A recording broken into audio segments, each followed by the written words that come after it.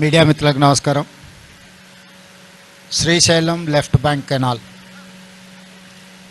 4000 క్యూసెక్కులతో 30 టీఎంసీలు నల్గొండ మహబూబ్నగర్ జిల్లాలకు నీళ్లు అందించడానికి 2005-06 సంవత్సరంలో ప్రారంభించి 2014 తెలంగాణ రాష్ట్రం వచ్చే వరకు దాదాపుగా 32 కిలోమీటర్ల టన్నెల్ను పూర్తి చేయడం జరిగింది. ఆ తర్వాత తెలంగాణ రాష్ట్రం వచ్చి వేగంగా ఈ ప్రాజెక్టు పూర్తయి ఫ్లోరైడ్ బాధిత నల్గొండ జిల్లాకు శాశ్వత పరిష్కారం చూపిస్తుందని మేమందరం భావించినాం. కానీ తెలంగాణ రాష్ట్రం ఏర్పడ్డ తర్వాత ప్రభుత్వం యొక్క నిర్లక్ష్యం వల్ల 2-3 కిలోమీటర్ల పనిని కూడా పూర్తి చేయలేదు. ప్రభుత్వం బిల్లులు ఇవ్వకపోవడం వల్ల ఆ సంస్థ ఇబ్బంది పడితే ఆ సంస్థ చెల్లించాల్సిన కరెంటు బిల్లులు చెల్లించలేదని విద్యుత్ శాఖ ఇక్కడ పని జరుగుతున్న మిషనరీలకు సంబంధించిన విద్యుత్తును కూడా కట్ చేయడం జరిగింది. అంటే రాష్ట్ర ప్రభుత్వము తెలంగాణ ప్రజల యొక్క చిరకాల వాంఛ నల్గొండ జిల్లా యొక్క ఫ్లోరైడ్ సమస్యను శాశ్వతంగా పరిష్కరించడానికి ప్రారంభించిన ఈ ప్రాజెక్టు ప్రభుత్వమే ఒక పక్కన ప్రాజెక్టు పనిచేస్తున్న సంస్థకు బిల్లులు చెల్లించకపోవడం, ఆ సంస్థ విద్యుత్ శాఖకు బిల్లులు చెల్లించలేదని విద్యుత్ కోత విధించడం, దాంతో 10 సంవత్సరాలు ఎక్కడైతే ఆగిపోయిందో అక్కడనే ఉండిపోయింది. కాంగ్రెస్ అధికారంలోకి వచ్చిన తర్వాత అత్యంత ప్రతిష్టాత్మకమైన ఈ ప్రాజెక్టును ఎట్లయినా పూర్తి చేయాలని అన్ని రకాలుగా దీన్ని పరిశీలించి సాంకేతిక నిపుణులతో చర్చించి ఆగిపోయిన పనులను తిరిగి ప్రారంభించడానికి టన్నెల్ బోర్ మిషన్కు సంబంధించి కొన్ని రిపేర్లు, అదేవిధంగా వాళ్ళకి చెల్లించాల్సిన బిల్లులు, అదేవిధంగా సాంకేతికంగా ఉన్న సమస్యల్ని పరిష్కరించడానికి ఆనాడు ఉత్తమ్ కుమార్ రెడ్డి గారి సూచన మేరకు ఆ సంస్థ టన్నెల్ బోర్ మిషన్ సంస్థ అమెరికాకు కూడా కోమటిరెడ్డి వెంకటరెడ్డి గారిని మంత్రిని పంపించి దానికి సంబంధించిన స్పేర్ పార్ట్స్ లేకపోతే అమెరికా నుంచి కూడా తెప్పించి పనులను ప్రారంభించడం జరిగింది. ప్రభుత్వం ప్రతిష్టాత్మకంగా తీసుకొని ఈ పనులను వేగంగా పూర్తి చేసి శాశ్వతంగా ఈ సమస్యకు పరిష్కారం చూపించాలని మేము చిత్తశుద్ధితో ప్రయత్నం చేస్తుంటే అనుకోకుండా ఈ సంఘటన జరిగింది. ఇది పనులు చేస్తున్నప్పుడు జరిగిన అనుకోని ప్రమాదము. ఇలాంటి అనుకోని విపత్తులు ప్రమాదాలు జరిగినప్పుడు రాజకీయాలకు అతీతంగా అందరం ఏకమై సమస్యను ఎదుర్కోవాలి, సమస్యను పరిష్కరించుకోవాలి, అందులో బాధిత కుటుంబాలను ఆదుకోవాలి, బాధిత కుటుంబాల పట్ల మనం సానుభూతి చూపించాలి. వాళ్ళు ఇతర రాష్ట్రాల నుంచి బ్రతకడానికి కూలీలుగా వచ్చిన వాళ్ళు, ఇంజనీర్లుగా వచ్చిన వాళ్ళు ఇవాళ మన ప్రాజెక్టు పూర్తి చేయడానికి పనిచేస్తున్నప్పుడు ఆ కుటుంబాలకు సమస్య వచ్చినప్పుడు ప్రభుత్వమైనా ప్రతిపక్షమైనా అధికారులైనా సామాన్యులైనా ఆ కుటుంబాల పట్ల చూపించాల్సిన సానుభూతితో పాటు ఆదుకోవడానికి అవసరమైన ప్రణాళికలు చేపట్టాలి. అదేవిధంగా సమస్యను పరిష్కరించడానికి ఇంత విపత్తు వచ్చినప్పుడు ఈ విపత్తులో నైపుణ్యం ఉన్న 11 ప్రభుత్వ కేంద్ర ప్రభుత్వ రంగ సంస్థలు ఈరోజు ఇక్కడ పనిచేస్తున్నాయి నిరంతరం. అందులో ముఖ్యంగా మన ఆర్మీ జవాన్లు మొత్తం వ్యవస్థ ఇక్కడ ఉన్నది. దేశ భద్రత కోసం ప్రాణాలు ఇచ్చే ఆర్మీ కూడా ఈ వ్యవస్థలో పనిచేస్తుంది. టన్నెల్ ఎక్స్పర్ట్స్ ఉన్నారు, సింగరేణి ఎక్స్పర్ట్స్ ఉన్నారు, నేషనల్ డిజాస్టర్ మేనేజ్మెంట్కి సంబంధించిన వాళ్ళు ఉన్నారు.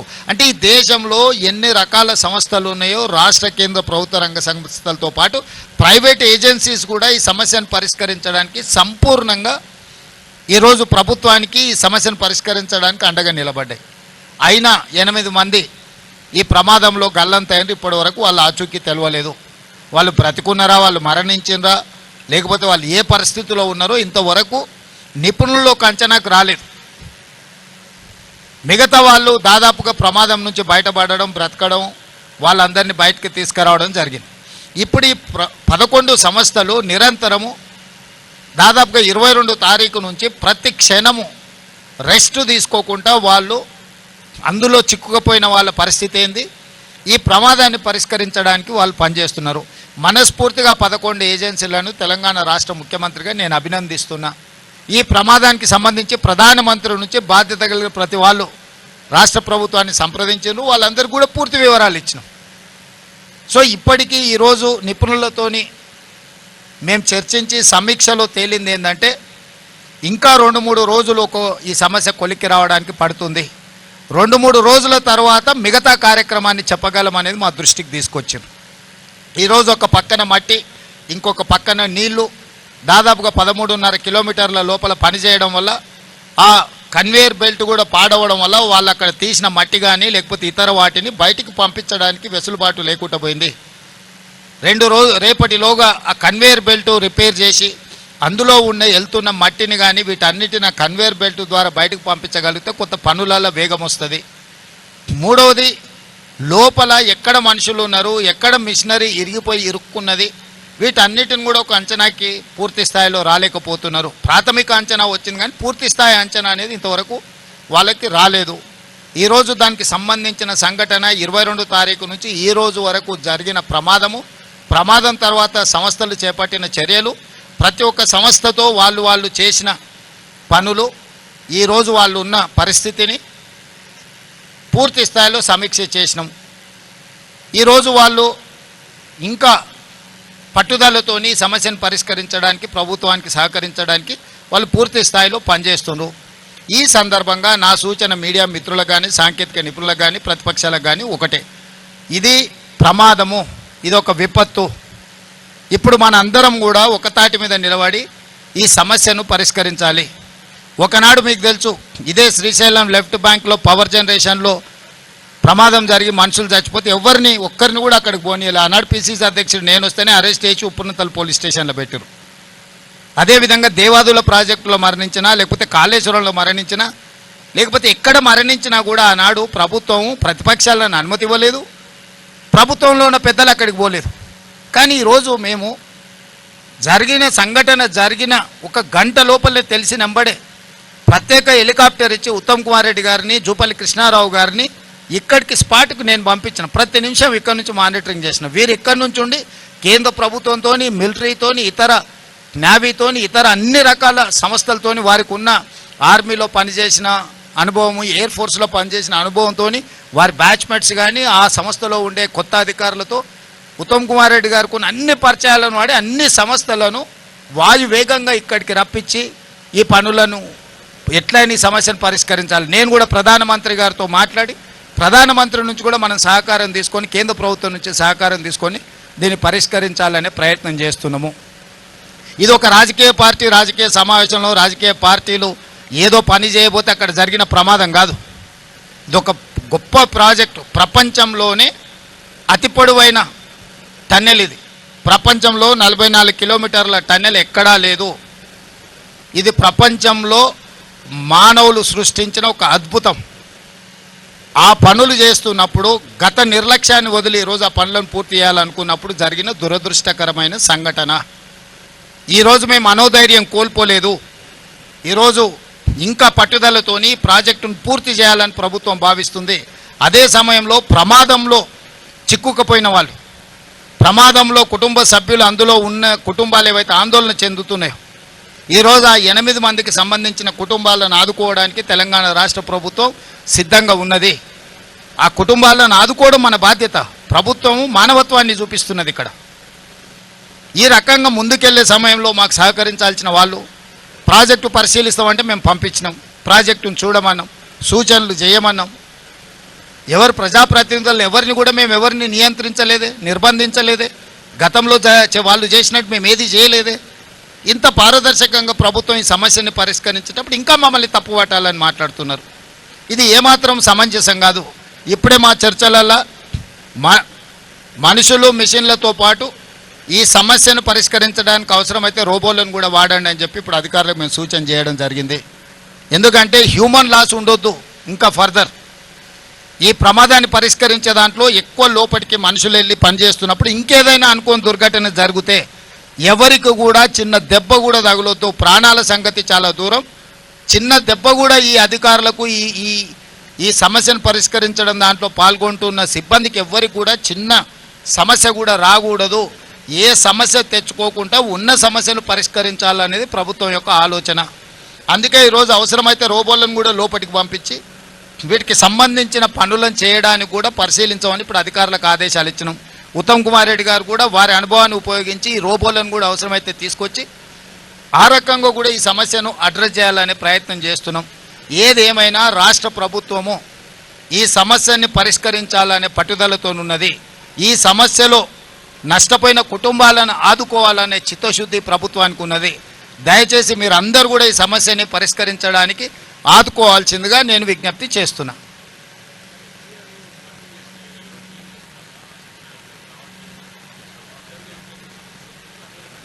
అంటే ఇప్పటివరకు ఎన్జిఆర్ఏ మార్క్ చేసిన దగ్గర ఎక్కడైతే బాడీ అంటే ఎక్కడైతే మనుషులు ఉండడానికి అవకాశం ఉందన్న దగ్గర ర్యాక్ మైనర్స్ తవ్వితే దాంట్లో మెకానికల్ ఎక్విప్మెంటే వెళ్ళింది, అక్కడ మనుషుల ఆనవాళ్ళు ఏం కనిపించలేదు. సో ఫర్దర్గా చేయాలనంటే అది ఉధృతంగా బురద వస్తుంది, నీళ్ళు వస్తున్నాయి, కొంచెం కొంచెంగా తొలగించాల్సి వస్తుంది. ఇప్పుడు మన కన్వేయర్ బెల్ట్ లేకపోవడం వల్ల వాళ్ళు తొలగించిన మట్టిని మనం పూర్తి స్థాయిలో బయటికి కదిలించలేకపోతున్నాం.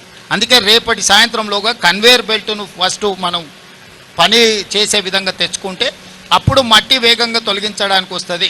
మట్టి తొలగించిన తర్వాత మిషన్తో పాటు మనుషులు ఎక్కడున్నారనేది వెతకాలి.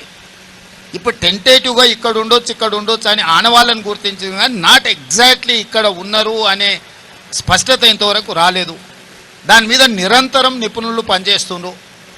ఇది అంటే అత్యంత సంక్లిష్టాత్మకమైన సమస్య. దీన్ని చాలా నైపుణ్యంతో చేయాల్సిన పని.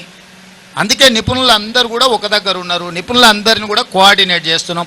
ప్రభుత్వం ప్రతి నిమిషం మీరు చెప్పండి, అసలు సంఘటన జరిగిన కొన్ని గంటల్లోనే సంబంధిత శాఖ మంత్రి లేకపోతే ఇక్కడ సంబంధించిన శాసనసభ్యులు, జిల్లా మంత్రి గారు, సాంకేతిక నిపుణులు అందరినీ స్పాట్లోకి వచ్చి పనిచేసిందా లేదా? మీడియా మిత్రులుగా మీరు మీ అబ్జర్వేషన్ చెప్పండి. ఎక్కడైనా ప్రభుత్వం యొక్క ప్రయత్నంలో లోపం ఉందా? ప్రభుత్వం నిర్లక్ష్యం ఎక్కడైనా ఉన్నదా? అసలు ఏది జరిగినా ప్రభుత్వం మీద ఏదో ఒక బురద జల్లాలి.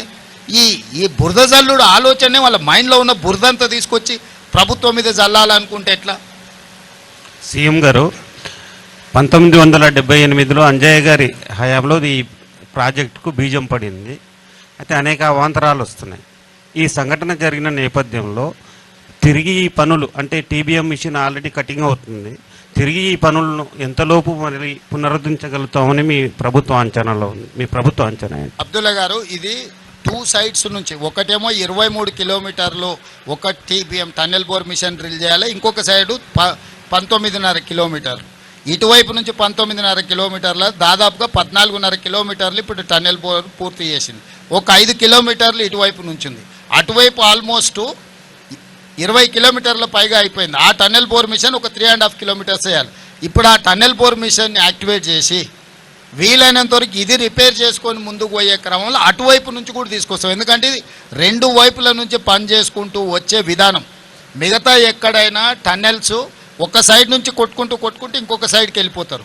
కానీ ఇందులో ఆ రోజుల్లోనే 2005-6లోనే ప్రపంచంలో అత్యంత అధునాతనమైన సాంకేతిక నైపుణ్యంతో 2 వైపుల నుంచి టీబీఎంతో పనిచేస్తున్నాము. ఈరోజు ఈ వైపు నుంచి ప్రమాదం వచ్చినా ఆ వైపు నుంచి పనులను వేగవంతం చేస్తాము. ఎందుకు ఇన్ని రోజులు తెలంగాణ వచ్చిన 10 సంవత్సరాలు ఆగిందంటే పనులే ఆపేసిండ్రు, దానికి సంబంధించిన విద్యుత్తునే బంద్ చేసిర్రు. విద్యుత్తు బంద్ చేయడం వల్ల దాంట్లో నుంచి వచ్చే నీళ్లు బురద అన్నీ చిక్కుకుపోయి మిషన్లన్నీ రిపేర్కి పోయినాయి. ఇప్పుడు మనం వచ్చినాక వాటిని రివైవ్ చేసి ఆ కాంట్రాక్టర్లకు డబ్బులు కట్టి, విద్యుత్ శాఖకు డబ్బులు కట్టి, కాంట్రాక్టర్లను ఎక్స్పర్ట్స్ని ఇక్కడే కాదు అమెరికాకు కూడా మా మంత్రులు వెళ్ళి ఆ నిపుణులతోనే ఆ సంస్థలతో మాట్లాడి తిరిగి ప్రారంభించినాం. దానికి మమ్మల్ని అభినందించాలి. సరే, ఇప్పుడు వాళ్ళు 9 రోజులు అవుతుంది ఈరోజు వచ్చే కార్మికులు 8 మంది, అంటే వాళ్ళు వైద్యపరంగా చూస్తే ఆలోచిస్తే వాళ్ళ పరిస్థితి ఎట్లా ఉండొచ్చు సార్? ఇప్పుడు రవి, ఇది అని మనం కాంక్రీట్గా చెప్పడానికి వీల్లేదు. అన్లెస్ అంటిల్ ఎక్స్పర్ట్స్ లోపలికి వెళ్ళి మొత్తం విశ్లేషిస్తున్న వాళ్ళు ఇచ్చిన నివేదికలు మాత్రమే ముఖ్యమంత్రిగా నేను చెప్పగలను. నేను అట్లా కాకుండా డాక్టర్ లాగానో లేకపోతే ఇతర నిపుణులలాగానో నేను ఏదైనా స్టేట్మెంట్ ఇస్తే అది తొందరపాటుతనం అవుద్ది. మీ అందరికి ఏం అవగాహన ఉందో మాకు కూడా సేమ్ అదే అవగాహన ఉంది. మీరందరూ ఏమనుకుంటున్నారో మేము కూడా అదే అనుకుంటున్నాం. కానీ ప్రభుత్వం ఏదైనా అధికారికంగా ప్రకటించాలన్నప్పుడు అధికారికంగా దాన్ని మనము కన్ఫర్మ్ చేసుకోవాలి. దేవాదులలో చచ్చిపోతే నాకు తెలిసి 9 మంది అనుకుంటా దేవాదుల్లో చనిపోయింది. 5 ఏళ్ల వరకు బాడీలు కూడా దొరకలే. 5 years పట్టింది ఆ రోజు. ఈ విషయం అప్పుడే ప్రతిపక్షము మర్చిపోతే ఎట్లా? సో ఈ ప్రమాదం అంతెందుకు, ఇప్పుడు మనం పవర్ జనరేషన్లో జరిగిన ప్రమాదం మీ అందరి కళ్ళ ముందరనే జరిగింది. ఇప్పటివరకు రిపేర్ చేసిరా? ఇప్పటి నుంచి ఇక్కడి నుంచి ఇక్కడికే తీసుకెళ్తాను నేను. ఒకసారి చూడండి మీరు, ఇన్నేళ్ళైనా వాళ్ళు ఆ తర్వాత కూడా చాలా సంవత్సరాలు ఉన్నారు కదా, కనీసం వచ్చానో చూసినా ఈ రోజు వరకు వాళ్ళు రిపేర్ కూడా చేయలే. సో ఇప్పుడు ఏదైనా ప్రమాదం అనేది దురదృష్టకరం. ఈ ప్రమాదాన్ని పరిష్కరించడానికి, ప్రమాదం మీద పూర్తి వివరాలు అందించడానికి నిపుణులు ఉన్నారు. నిపుణులు ఏ వివరాలు అయితే మాకు చెప్తున్నారో మేము అవి మాత్రమే బయటికి చెప్పగలము. మీరు అనుకుంటున్నట్టు, మేము అనుకుంటున్నట్టు ఏదైతే సమాచారం ఉందో మేము అది అధికారికంగా ప్రకటించడానికి అది సమంజసం కాదనేది నా ఉద్దేశం. ఇక్కడ పనిచేస్తున్నది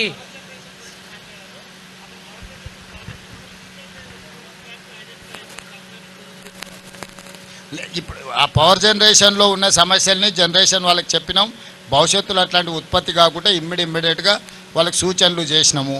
సో నేను అనేది ఏంటంటే అదేమో మ్యాన్మేడ్ మిస్టేక్, ఇదేమో ప్రకృతి వల్ల జరిగింది. అంటే ఇది ఇది ఇది ఒక సంఘటన, దురదృష్టకరమైన సంఘటన. ఇక్కడ రాజకీయ పార్టీలు లోపడిపోయి నిర్లక్ష్యం వల్ల జరగలేదు. పని చేస్తుంటే పనిలో భాగంగా ఈ ప్రమాదం వచ్చింది. సాంకేతిక నిపుణుల నిర్లక్ష్యమో ప్రభుత్వ నిర్లక్ష్యం ఉండి సంఘటన జరగడం వేరు. సాంకేతికంగా అక్కడ సడన్గా ఒక ఇన్సిడెంట్ ఆర్ ఒక యాక్సిడెంట్ అయింది. ఇప్పుడు మనం ప్రతిరోజు కారు నడుపుతూనే ఉంటాం, ప్రతిరోజు మనం జాగ్రత్తగా పోతూనే ఉంటాం. అనుకోకుండా ఎవరన్నా ఎదురుగా వచ్చి వాళ్ళని తప్పించడానికి పోయి మనం చెట్టు కుద్దినాం అనుకో, తాగి నడిపి ప్రమాదం చేసేటోడికి, ఎవరినైనా రోడ్డు మీద అడ్డం వచ్చిన వాళ్ళని తప్పించడానికి పోయి చెట్టు కుద్దుకున్న వాడికి రెండు ప్రమాదాలే. ఏ ప్రమాదాన్ని ఎట్లా చూస్తావు? కాళేశ్వరం ప్రమాదం అనేది తాగి బండి నడిపి ప్రజల్ని గుద్దినోని విధానం అయితే, ఇది ఎదురుగొని వచ్చిన మనిషిని బ్రతికించడానికి చేసిన ప్రయత్నంలో పోయి చెట్టు గుద్దుకున్నది. ఈ రెండు ప్రమాదాలకున్న తేడా ఇది. ఈ తేడా మరి హరీష్ రావు గారికి అర్థమవుతుందా అర్థమవుతలేదో నాకు తెలియదు. ఇక్కడ పనిచేసేది ఇతర రాష్ట్రాల కూలీలే, చిక్కుకున్నది వాళ్ళే. ఈ రాష్ట్ర ప్రభుత్వం తరఫున ఏమైనా వాళ్ళకి ఏమైనా ఇంకా టూ ఎర్లీ టు సే. ప్రభుత్వము ఆ కుటుంబాలను ఆదుకుంటుంది, దాంట్లో ఎవరికి ఎలాంటి అనుమానాలు అక్కర్లేదు. ఆ కుటుంబాలకు భరోసా ఇస్తున్నా నేను తెలంగాణ రాష్ట్ర ముఖ్యమంత్రిగా. డెఫినెట్గా ఆ కుటుంబాలను ప్రభుత్వం ఆదుకుంటుంది. అది సమయం, సందర్భం, ఎప్పుడు, ఏ విధంగా అనేది కార్యాచరణ తీసుకొని ముందుకు వెళ్తాం.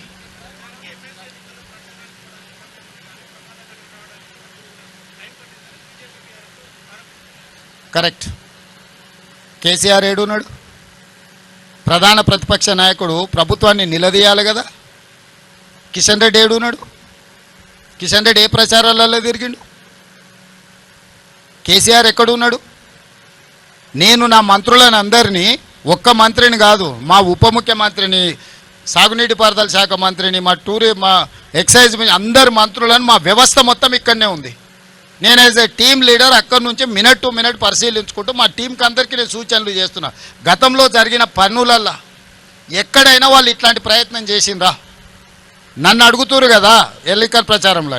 హరీష్ రావు గారు దుబాయ్లో పోయి దావతులు చేసుకోలే. హరీష్ ఏడున్న ప్రమాదం జరిగినప్పుడు హరీష్ పాస్పోర్ట్ ఒకసారి బయట పెట్టమను. ప్రమాదం జరిగిన తర్వాత హరీష్ దుబాయ్లో పోయి దావతులు చేసుకున్నాడా లేదా? ఈరోజు ఎయిర్పోర్ట్లో వివరాలు ఉంటాయి. కాదనమని హరీష్ అవన్నీ తీసి నేను బయట పెడతా, అధికారికంగా ప్రభుత్వం నుంచి లేఖ రాస్తా. ఈ ప్రమాదం జరిగిన తర్వాత హరీష్ రావు దుబాయ్కి పోయి అబుదాబీలో 2 రోజులు దావతులలో మునిగి తేలింది హరీష్ రావు కాదని హరీష్ రావు గారిని చెప్పమను. అబుదాబీలో దావతులలో మునిగి తేలినోడు అంత దిగిన తర్వాత వచ్చి మేము ఇన్ని రోజులు ప్రమాదం సంఘటనలో ఇబ్బంది కలగకుండా ఉండడానికి రాలేదంటున్నాడు. మరి ప్రమాద సంఘటనలో ఆయన వస్తే ఇబ్బంది జరుగుతుందంటే ముఖ్యమంత్రి వస్తే ఇబ్బంది జరగదా? ముఖ్యమంత్రి వస్తే ఇంకా పెద్ద ఎత్తున అంత రక్షణ వలయమంతా ఇక్కడికి వస్తుంది. అంటే సోయి తప్పి మాట్లాడితే ఎట్లా? నేను విమర్శించదలుచుకోలేదు, నేను అట్లాంటి మాటలు మాట్లాడదలుచుకోలేదు. నా పాయింట్ సింపుల్. అత్యంత దురదృష్టకరమైన ప్రమాదం జరిగింది. ప్రమాదం నుంచి ఎట్లా బయటపడాలి, ప్రమాదంలో నష్టపోయిన కుటుంబాలను ఎట్లా ఆదుకోవాలి, జరిగిన సంఘటన నుంచి ఎట్లా బయటకు రావాలని మేము ప్రయత్నం చేస్తుంటే ఎట్లా బురద జల్లాలి అని వాళ్ళ మెదడులో ఉన్న బురదంతా తీసి మంత్రుల మీద. ఉత్తమ్ కుమార్ రెడ్డి గారు నాకంటే ఎక్స్పర్ట్. వాళ్ళు దేశం కోసం సైన్యంలో పనిచేసిన వాళ్ళు, సైన్యంలో పనిచేసిన అనుభవాన్ని మొత్తం ఉపయోగించి ఈరోజు ఈ సమస్యని అడ్రస్ చేసిన.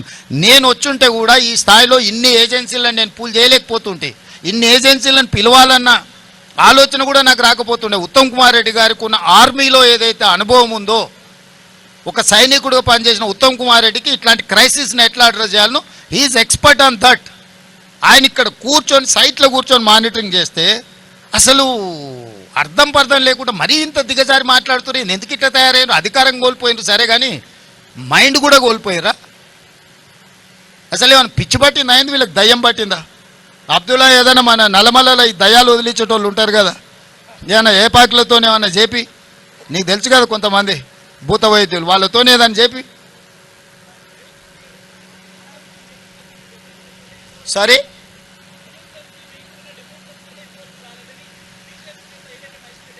ఏమంటుండో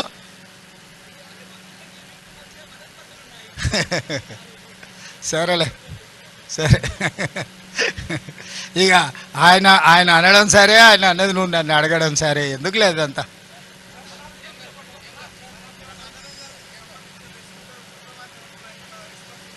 అందుకే ఇప్పుడు మానవ ప్రయత్నాలైనా రోబోస్ను కూడా అవసరమైతే ఇందులో వాడండి, అవకాశం ఏముందో పరిశీలించండి అని చెప్పినాం. ఎవరిని అవసరమైతే వాళ్ళను ప్రపంచంలో ఉండే ఎవరినైనా కూడా మేము తీసుకురావడానికి సిద్ధంగా ఉన్నాం. ఈ సమస్యను పరిష్కరిస్తాం. దయచేసి మిమ్మల్ని అందరు నా రిక్వెస్ట్ ఒకటే, ఇది మనందరి సమస్య.